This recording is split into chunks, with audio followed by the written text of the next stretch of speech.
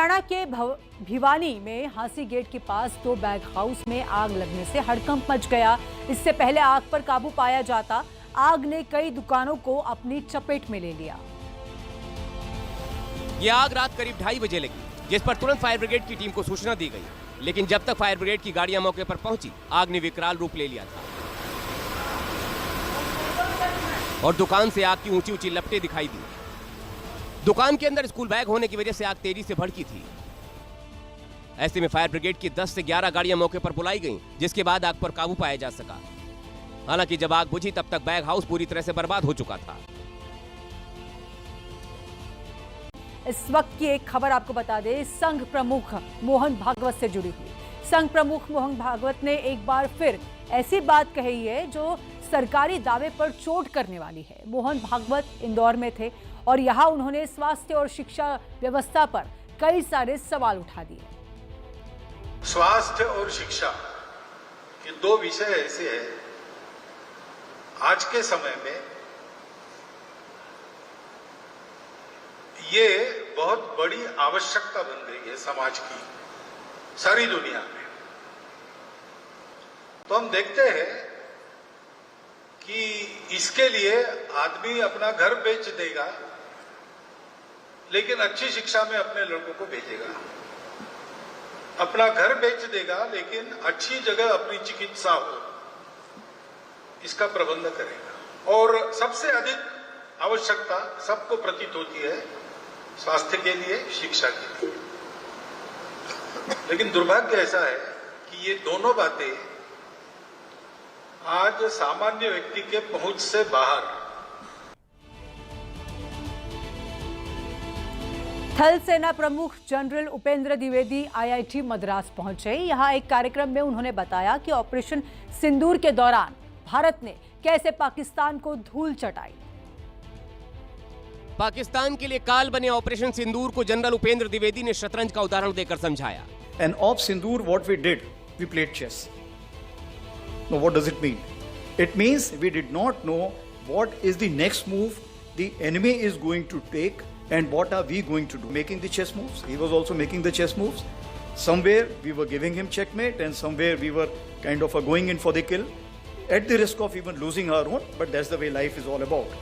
थल सेना प्रमुख ने यह भी बताया कि कैसे पाकिस्तान में बैठे आतंकियों के लिए प्लान तैयार किया गया। 25th we visited the Northern Command, as you're aware that is the place where we thought, planned, conceptualized and executed the 7 targets out of the 9 which were destroyed and where a lot of terrorists were killed. थल सेना प्रमुख ने बताया कि इस operation के दौरान सरकार की तरफ से खुली छूट थी।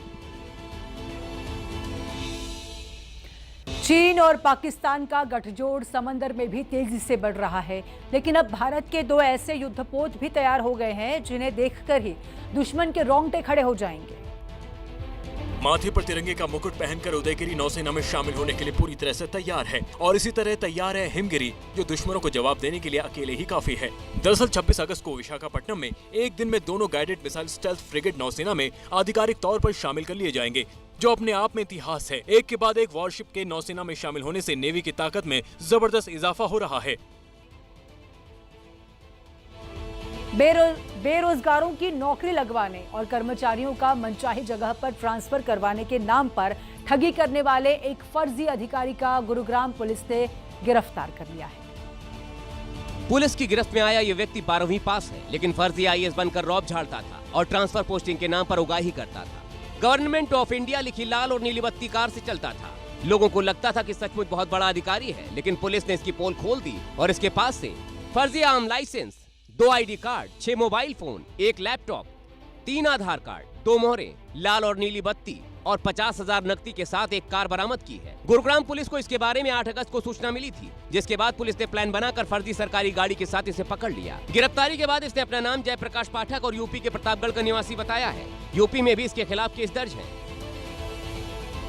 कहा जाता है कि पानी और आग से कभी नहीं खेलना चाहिए, लेकिन कुछ लोग हैं कि सब कुछ देखने के बाद भी मुसीबत मोल ले लेते हैं और ऐसी ही मुसीबत मोल ले ली है बिजनौर के ग्रामीणों ने, जिन्होंने बहती नदी को कम आंकने की गलती कर दी है। तस्वीरें देखिए। गए ये देखिए, सामने नदी लबालब भरी है, लेकिन थोड़े से शॉर्टकट के चक्कर में कितना बड़ा हादसा हो गया। गए ये लोग देख भी रहे थे कि बैलगाड़ी नहीं निकल पाएगी, लेकिन तब भी जबरन बैलगाड़ी को नदी में कुदा दिया और जैसे ही बैलगाड़ी को खींचते हुए बीच नदी में पहुंचे, बैलगाड़ी पलट गई। गए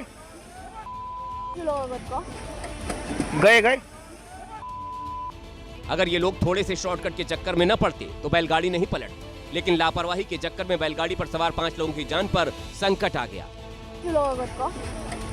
गए वो तो किस्मत अच्छी थी कि हादसे के समय दर्जनों लोग वहां मौजूद थे, जिन्होंने तुरंत इन्हें बहने से बचा लिया, नहीं तो बड़ा हादसा हो सकता था। अगर आप लोग उमस भरी गर्मी से परेशान होकर पहाड़ों पर जाने की सोच रहे हैं तो अभी पहाड़ों पर बिल्कुल मत जाना। उत्तरकाशी में आई आपदा की तस्वीरें तो आपने देखी ही होंगी, लेकिन पहाड़ चाहे उत्तराखंड के हो या फिर हो हिमाचल के, हालात हर जगह एक जैसे ही हैं। हिमाचल प्रदेश के कुल्लू में छोटे तो छोटे, बड़ी बड़ी चट्टानें भी ऐसे लुढ़क रही जैसे कोई खिलौना हो। ये भारी भरकम चट्टान कुल्लू के समेत सरपारा और धारा सरगा रोड पर गिरी। और ये पत्थर तो आ गया। इस चट्टान का वजन कई टन होगा। सोचिए अगर ये किसी गाड़ी के ऊपर गिर जाए तो उसका क्या होगा। और ये पत्थर तो आ गया। लैंडस्लाइड की ऐसी ही भयानक घटना कुल्लू की सैज घाटी के पास भी हुई, जहां तेज आवाज के साथ पहाड़ गिरना शुरू हुए तो लोगों की सांसें थम गईं। ओ भाई, बहुत बड़ा पत्थर।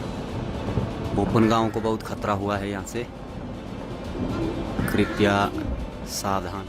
चाहे हिमाचल हो या फिर उत्तराखंड, हर जगह बारिश का अलर्ट है। कभी भी मौसम खराब हो रहा है, इसलिए पहाड़ पर रहने वालों को अलर्ट रहने की जरूरत है।